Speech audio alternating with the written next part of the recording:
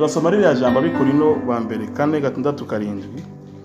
Imana yategetse umuco kuva uturutse mu mwijima, niyo yaviriye mu mitima yacu kugira ngo imurikirishe ubwenge bwo kumenya ubwiza bw'Imana buri mu maso ha Yesu Kristo.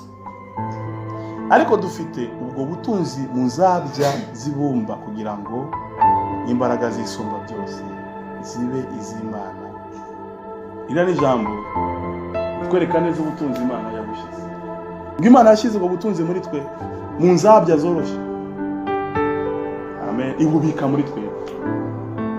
Ni kuvuga ngo uko Imana ya designinze isi, Imana ikavuga ngo mu musi y'ubutaka habemo zahabu, habemo ifeza, habemo biriya byose by'agaciro.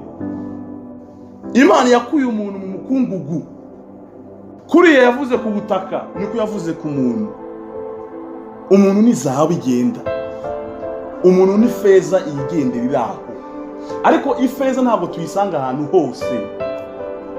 Kuri Imana yashimye yuko iby'agaciro byose bihishwa bitanagaragara, bigomba kubanza kwaza gucukugwa ukajya ibwira. Niko n'umuntu ameze.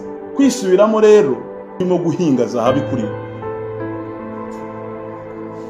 Dusome karaka, si ahantu hose twasanga zahabu cyangwa ifeza. Uko niko umuntu nawe ateye. Muri buri muntu hari uruhande muri we hari zahabu cyangwa ifeza, ibyo cy'igiciro wakoresha hari.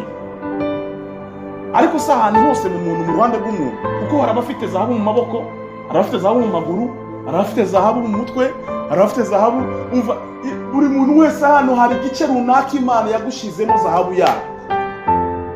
Rero gusenga ntago ari gusa kubwira Imana ibibazo byo no gucamo, ariko no gusenga byahagombye kuba ari ibihe byo kwicukuramo no kwihingamo kugira ngo usohore zahabu. Ati ma nyereka aho ncukura, mwana magama nyereka aho shira imbaraga cyane.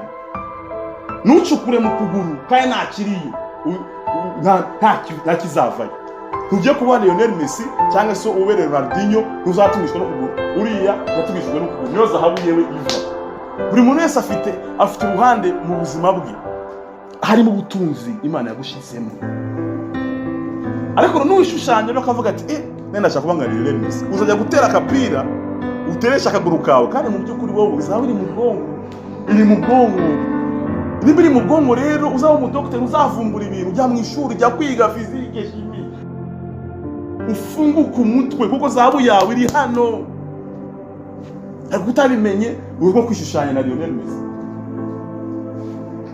ugapfira ugatakaza imbaraga, umwanya. Uko niko tugomba gutekereza, kwihingamo, gucukura muri twe.